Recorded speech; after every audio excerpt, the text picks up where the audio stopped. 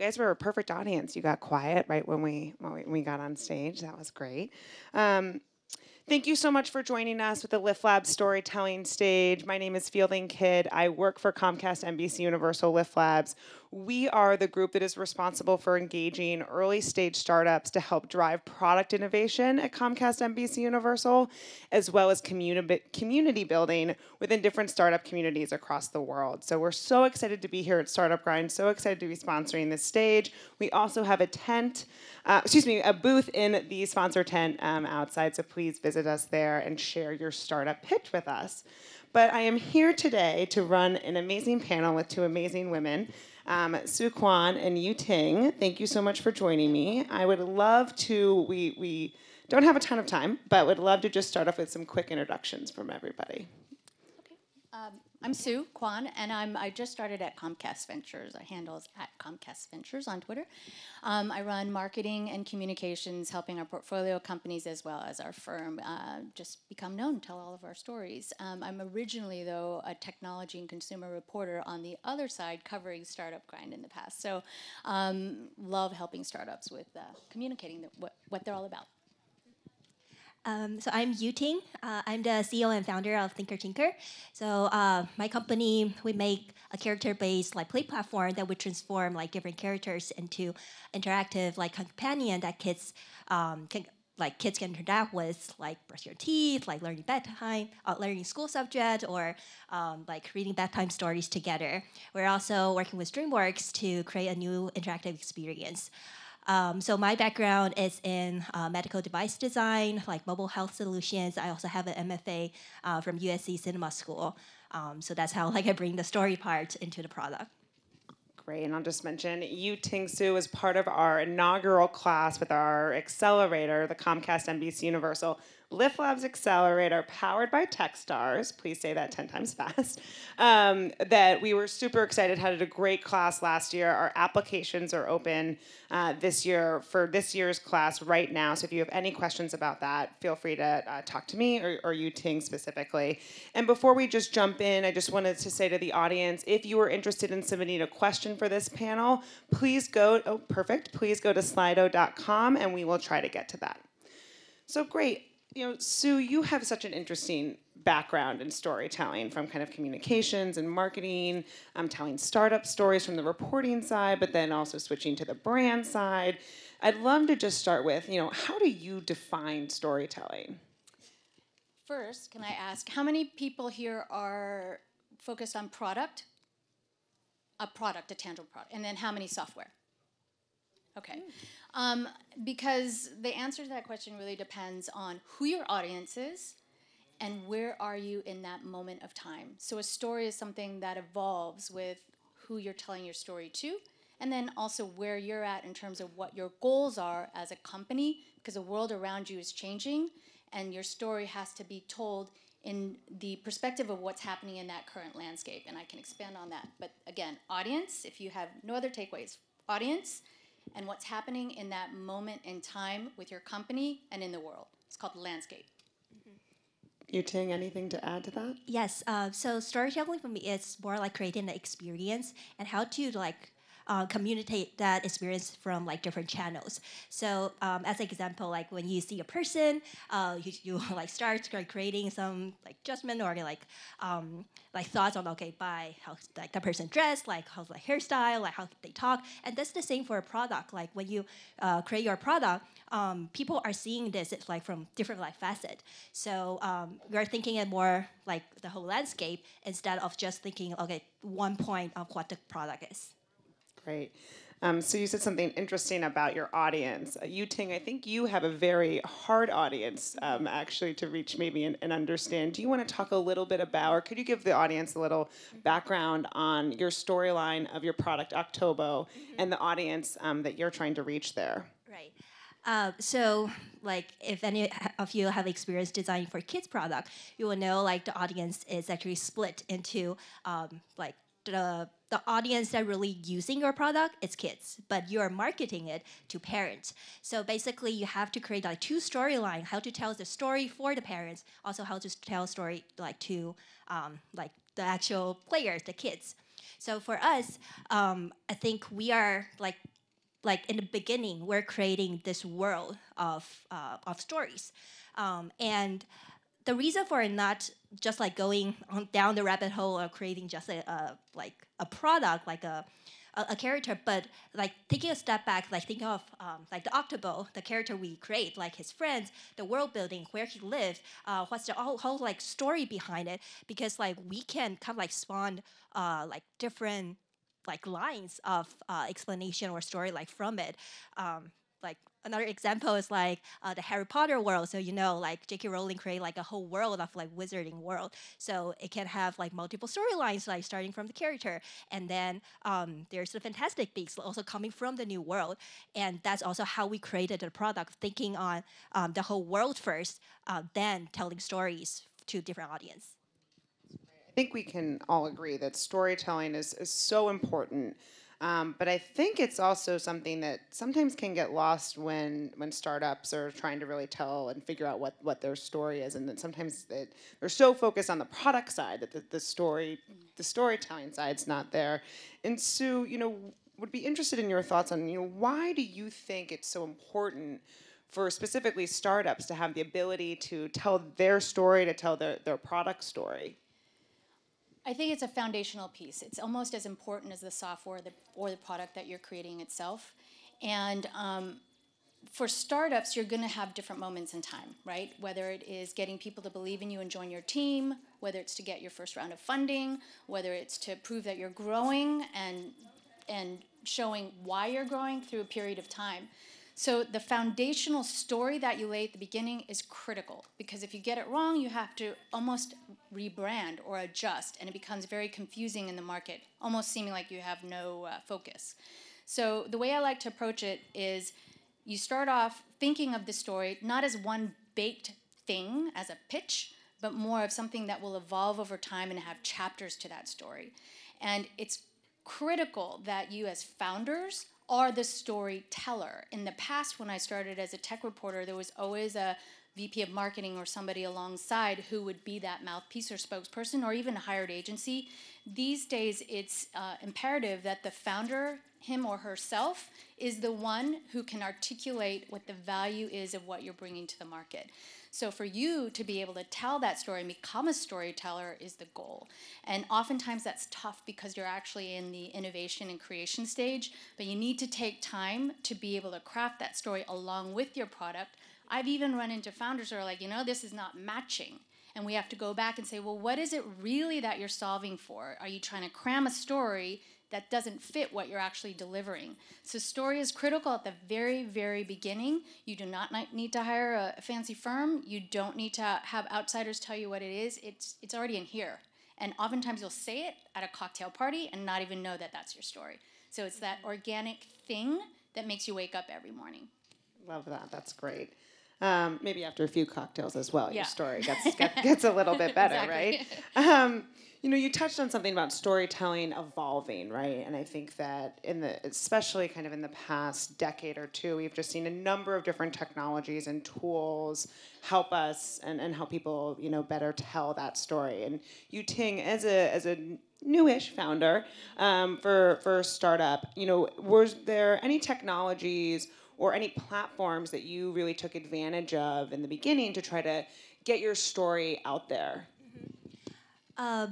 So I would say like it's maybe thinking of like the audience first. An audience can be your team member, like your customer, or like your investors.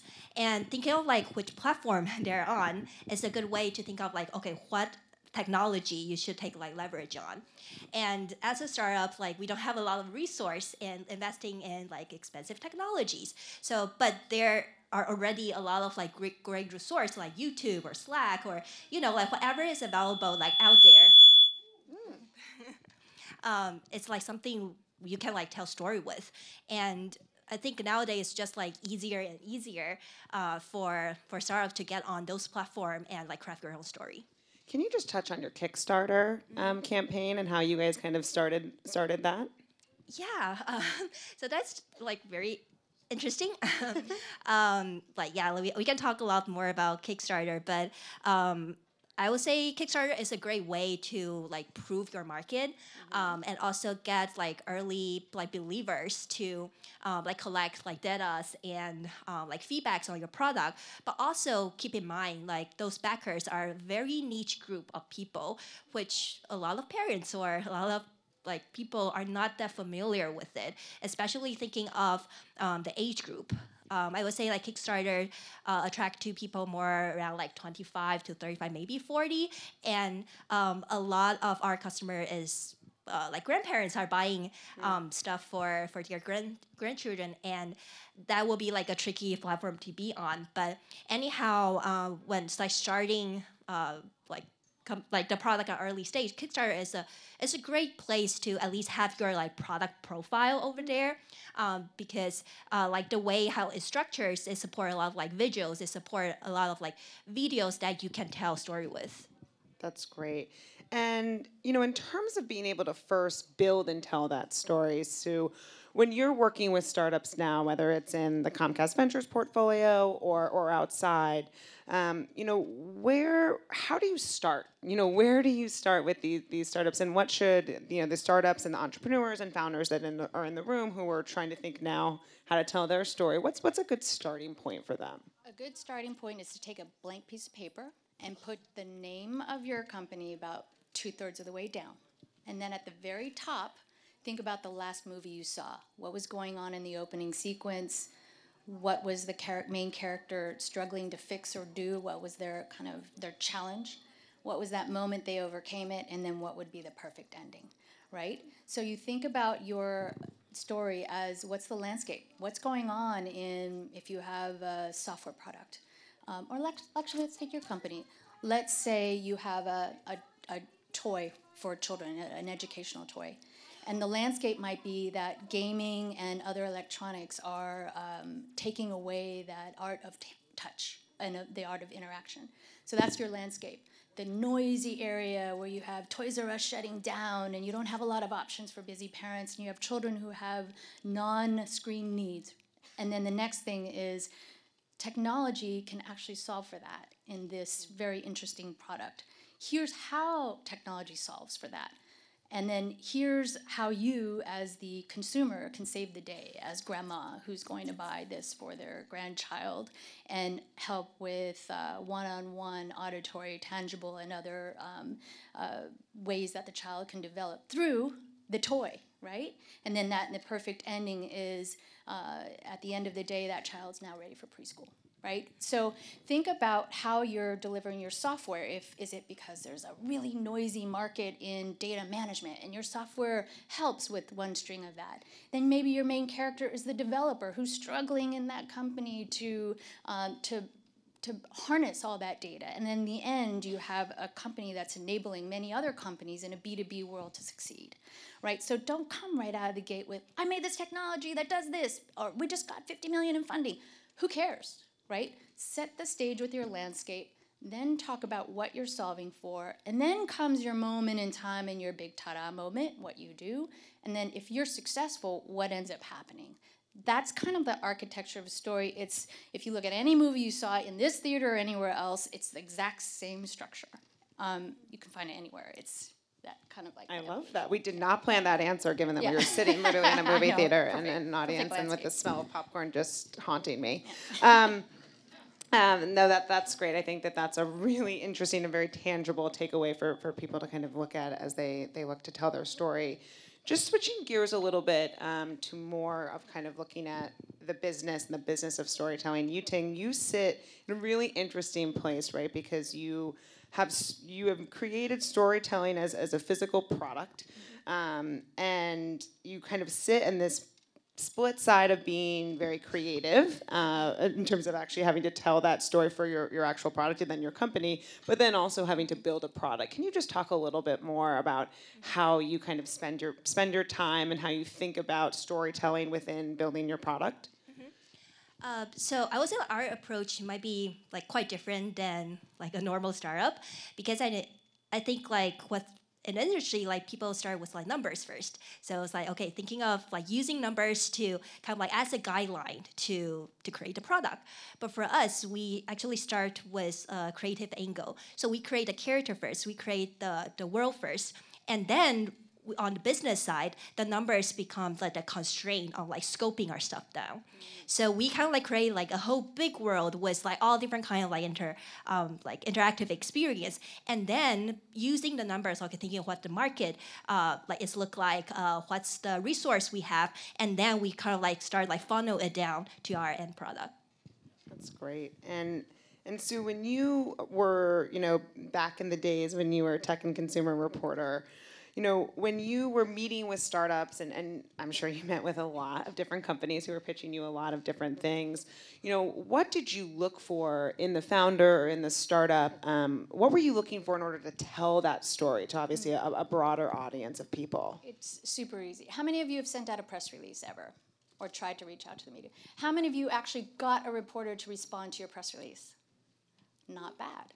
So the main thing a reporter is doing at that moment is, first of all, they have to turn 3 or 4 stories a day. This is reference to broadcast. I worked at CBS. They're never getting a lunch break. They have 20 press releases in their email box at any given time, and then they have to go pitch to their morning managing editor what they want to do that day. So you have to say right out of the gate, why does it matter?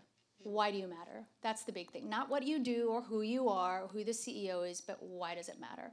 And oftentimes, that's not a press release. Oftentimes, it's an email that says, hey, based on the fact that the Affordable Care Act didn't the vote is today, would you like to have a sidebar on how digital health is actually impacting the health of consumers, right? It's asking yourself, and I ask you to do, everyone to do this, on your way to work or when you're walking, think of, watch 5 minutes of the news or listen to the radio, 5 minutes of news, and go, how can my company play into the conversation at the water cooler that day?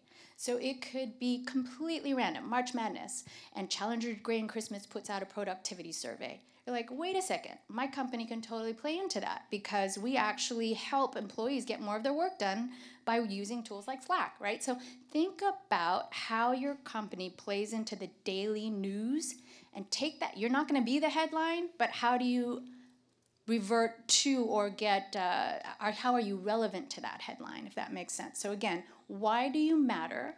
Why does your product matter? Why does your company matter in relation to the landscape of everything else happening? And then you should be able to pitch a reporter any day of the week, not just in your key moments. So that's, as a reporter, what I was looking for is, wow, this really matters to how I can pitch this to my managing editor. This really matters to a bigger story happening, right? If your tech is super compelling, and maybe what might matter is it's the first of its kind, ... or you have an event, it's opening today. So those are what I call a news pegs, a media event news pegs, and that's a little bit different, but that's an announcement. If you want to just pitch and pitch and pitch every day, then you have to think about how you fit into many different streams of stories, and sometimes that looks like a spreadsheet. All right, so why and relevance, very, very important when probably you're pitching to anybody, but especially to news reporters and hoping for people to help kind of amplify your story out there.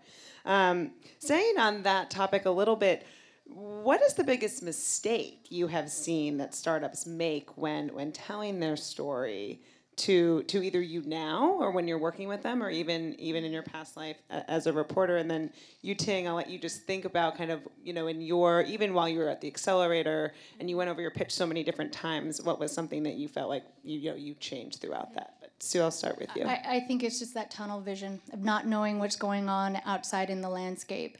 And if you're going to come out and say, I'm doing this, I'm doing this, I'm doing this, and not able to answer the key other questions like, well, your competitor just had I'll take VR as an example, okay? If you're in VR and there's so much VR that's going on, wonderful things, I call it 2.0, that are actually the applications for VR technology. You can't just come out and pitch that over and over because the reporter's going to say, VR's kind of lost its luster. Major VR players have been folding or not getting funding, etc. So you need to be able to tell your story applied to what's going on in that landscape. So you would have to twist it and be okay with being slightly part of pegging to a negative story, but then being the hero. So it would be, we realize that less investment has gone into the VR space, but we're really excited that we've had the past 2 years to really develop our software and our consumer offering. And we actually see this as an opportunity to come out big and show that VR is not going anywhere. You see how that twists back in? Where I see problems is when that company has been in a lab for 2 years and is just grinding away at producing something and having a ta-da moment without knowing how to spin it or attach it back to what's actually happening in the market. And I've seen companies do that, whether it's crypto, whether it's blockchain, whether it's VR, or even digital health. So some of the things that are sexy, news cycles are usually around 1 year to 18 months. You will have your time. You're not going to finish what you're doing in 18 months. So be able to flow with those news cycles by giving yourself that exercise of adjusting your story to what's going on in market. Don't get tunnel vision. That's the biggest mistake. All right. And Yuting, any mistakes you felt you might have made along the way? Maybe just one. I know we're about to be out of time. Okay. Maybe I won't call it a mistake, but like realizing the value of the product and how to tell the story based on what other people cared. So I think initially, like, as a founder, like, you create a product, you have a lot of assumptions on your own stuff, and then realizing you're seeing your product differently than how other people see you. So by like talking to a lot of people, then like by their body language, how they respond to you, understanding what they care, and try to like provide the value to them and communicate that part of the product to them instead of telling them the whole picture of like what the product can do. Fantastic. Great. Well, I think we are out of time. But I'm sorry we didn't get to audience questions. But both Yuting and Su have been kind enough to say that they are going to actually come to the LIFT Labs booth that is in the tent, the sponsor tent, which is right outside the main theater, for the next kind of 20 to 30 minutes or so. So if you're interested in asking them any specific questions, please come by. We'd love to have you. And thank you so much for being a wonderful audience. Please, a round of applause for our panelists.